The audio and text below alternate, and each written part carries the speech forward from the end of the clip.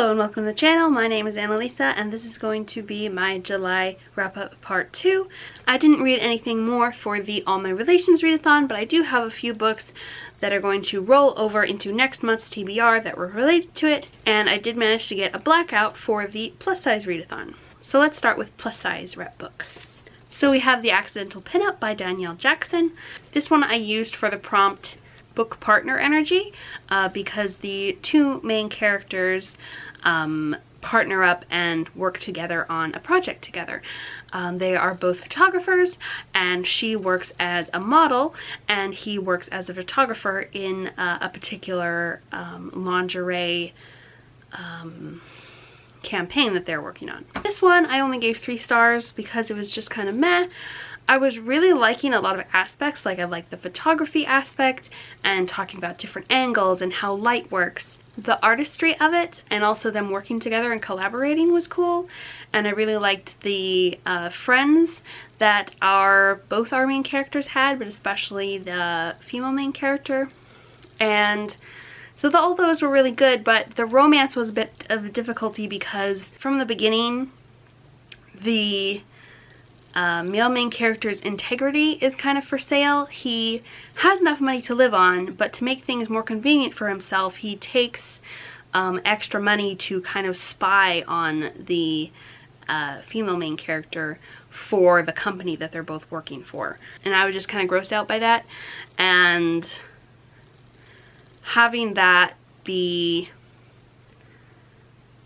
something that goes on throughout the book made it hard for me to care about their romance and actually want them to be together. I kind of thought she deserved better. So then we have Pumpkin by Julie Murphy. I used that one for We Need a Big Boy, which is the prompt to have a male MC who is fat, and the titular character is fat, and this is actually the third in the Dumplin' series, which I haven't read the first 2 of. I liked the movie a fair amount of Dumplin', but I haven't gotten around to reading either of the first books, and I had heard some negative things about them, but I liked Pumpkin so much that I'm thinking about going back and reading the first 2 books as well. This is about a boy who likes to dress in drag and ends up making a video while he's in high school as a senior, as a entry for a contest. And that video ends up getting shared around the school, and so people make fun of him and eventually nominate him for prom court as a queen, and the butch lesbian of the school as prom king. Instead of making the school track their nominations, they decide to run for king and queen. And so it's about that. It's about old friendships and the fact that his twin might be going to a different school than him, a boy who he thought was straight maybe turning out not to be, and that he has a crush on, and stuff like that. And it was a lot of teen drama, but ultimately I really liked it. I really liked Pumpkin, and I really liked several of his friends and the way several things turned out. So I gave Pumpkin 4.5 stars. Then A Merry Little Meet Cute by Julie Murphy. Oh, that's the same author. I didn't connect that before. That's the author who wrote Pumpkin, who co-wrote it with Sierra Simone. This one I used for Undiscovered Treasures or something like that, which is to read a author you have never read before, which I had not read Sierra Simone, and I think I read this one before Merry Little Meet Cute, so I hadn't read Julie Murphy either at the time. Before Pumpkin. This is about a sex worker who works on a site kind of like OnlyFans, who wants to be a mainstream Hollywood star, but has never been cast even in like middle school and high school theater productions as the star because she was fat, and so gave up on it for a long time. But now she has a few connections in the industry, and one of them ends up getting her hired for a silly little Hallmark movie, Schmalmark. And her love interest is a washed up boy band star who is using this movie to try to fix his image, that got destroyed a while ago for not very good reasons. I like this one a medium amount. I liked the interesting ways that they knew of each other before meeting in person and how that worked out. I kind of liked the setting of the film set as a background for their romance, and I liked how it talked about fat phobia and sex work and how it was very positive about sex work, which a lot of books are not. But it just didn't really speak to me. It didn't have like anything that really gave me the feels. It didn't really give me the feels. So I gave it 3.5 stars. Then we have Like a Love Story by Abdi Nazimian. This is a story that seems to have been made for audiobook format, and it is narrated by 3 different narrators, and I liked the way they did the voices all differently. One thing that I don't like is sometimes male narrators will go falsetto in a very nasally kind of way when they're doing women's voices, and one of the narrators did that. The other male narrator did not, so it is possible to not do that. And I also don't like it when the women narrators make their voices really gruff and rah rah rah rah rah when they're doing the men's voices. And this woman narrator also didn't do that, so I mostly like the narration. So this is about 3 characters from all their perspectives.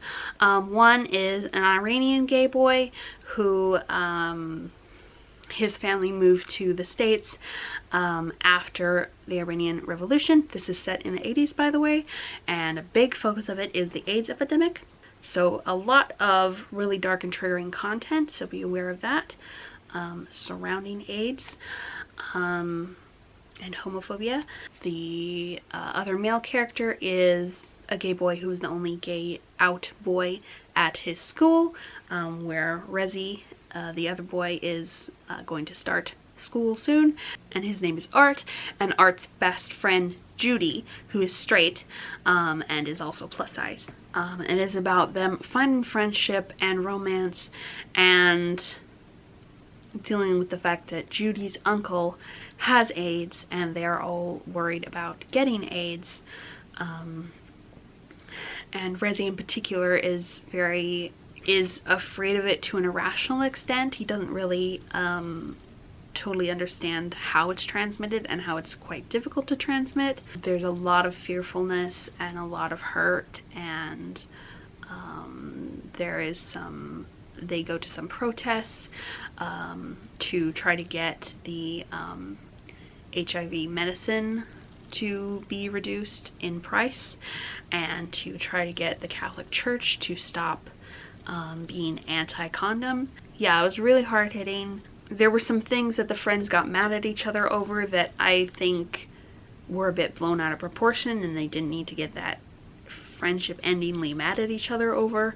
Ultimately, it was really good and poignant, and I really thought it was really well done. It is something that I think would be really good for a lot of people to read, and especially teens, as this is a YA who aren't very aware of what went on during the AIDS epidemic. Okay, on to lighter fare. We have 3 middle grades. First is Frankie's World by Aoife Dooley. I'm pretty sure that's how that's pronounced. Graphic novel, and it is all about Frankie being the odd one out a lot and having difficulties with her family life and difficulties with school life, and eventually finding out that she is autistic and that's why her brain works the way it works. There were a few things that were handled kind of weirdly, that the parents handled kind of weirdly, but is also something that real people might very well do. So I'm going to do a spoilery section talking about that. If you want to skip it, I will put a time code you can skip to get to the next book. So she is being raised by a single mom. Her parents, I think, never married, and her dad pretty much left when she was a baby. She doesn't know who he is, has no contact information, that kind of thing. And her mom won't talk about him, which is something that parents shouldn't do, is not be willing to talk to your children about things. Like, there are age-appropriate ways to talk about difficult things. And in this case, it like would not have been that difficult, because she eventually tracks down her father through finding her birth certificate, finding his legal name on there, and tracking down that there are only 2 of these people named that in this town, and he's still living in this town. And despite the fact that he's living in this town, he knows he has a kid. He's never reached out. Why not? But when she goes and meets him, he's perfectly happy to meet her and start to have a relationship with her, but only after she had to track him down. Like he just didn't care either way. And it turns out that he is also autistic, and her mom not getting on with some of his autisticness is possibly why they broke up. But like, he's not portrayed as a horrible person, or like he didn't abuse her, and he just left, and they just broke up. But why won't she talk about him? And yeah, I'm just really confused as to why he was willing to see her when she sought him out, but he didn't seek her out. That seems really weird to me. Why did he give up total custody and not even have visitation rights when she was a baby? Or if he was having a really troubled life then and having trouble figuring himself out, and like didn't have enough legal power because maybe he was in a really messy situation to get visitation, which a lot of people, even if they can't get custody, they can at least get monitored visitation, even if they like can't support a kid or whatever because of their circumstances. Why didn't he seek her out when his situation improved? That's a lot of stuff that doesn't make sense to me. But parents in real life do be really crappy, so maybe that's just what it is. So I gave Frankie's World 4 stars. The Dragon with the Chocolate Heart by Stephanie Burgess. I heard about this one quite a while ago and finally got around to reading it, and it was so cute.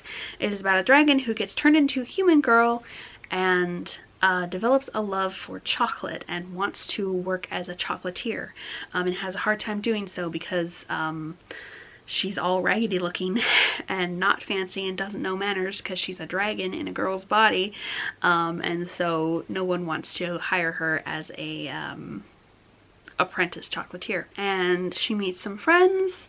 She has some really adorable grumpy mentorship relationships. I love grumpy mentors. They're very much my thing, which will come up in the next book as well. Yeah, I really liked the way the author made her act very dragonish while being in a human body. I thought that was really fun. Kind of like the changeling trope. When magical creatures or non-human creatures turn into humans, they tend to have some kind of autistic-ish traits because they have to learn everything from scratch and don't automatically know the rules and like how to be polite and have social skills, which are things that autistic people have to do. So there was a little bit of that going on as well, and ultimately I really enjoyed it and gave it 5 stars. Then I was recently reminded of the existence of the Circle of Magic series by Tamora Pierce, and I've started reading that.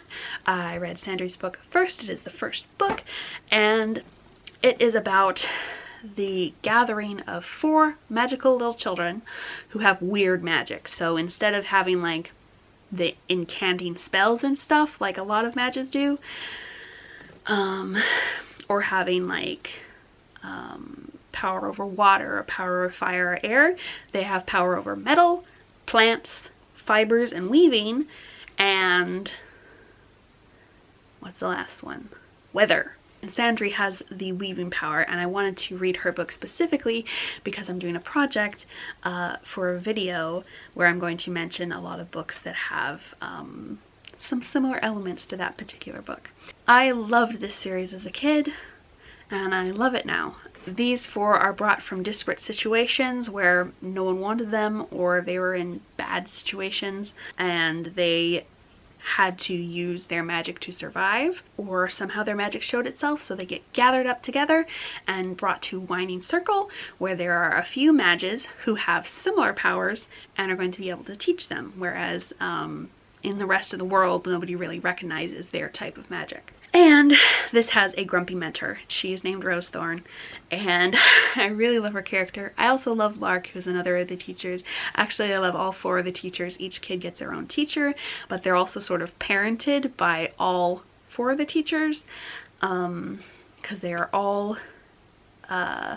either rejects or orphans. Yeah, I'm really looking forward to the rest of the series. At the point of filming this, I've actually also finished Triss's book, but I finished it after August started, so I'll tell you about that in the next wrap up. Yeah, it's a really good series. I highly recommend it. It's a lot about playing with fun magic and discovering that even though you're different, you still have talents, and there's nothing wrong with the fact that you do things and accomplish things differently. So that is what I read in the second half of July. I had a really nice time. Oh, also I've been rereading a lot, and I usually don't include rereads in my wrap-ups. I just wanted to mention I've been reading a lot of Lisa Kleypas's work, specifically from the Ravenel series. One book in particular has an autistic coded main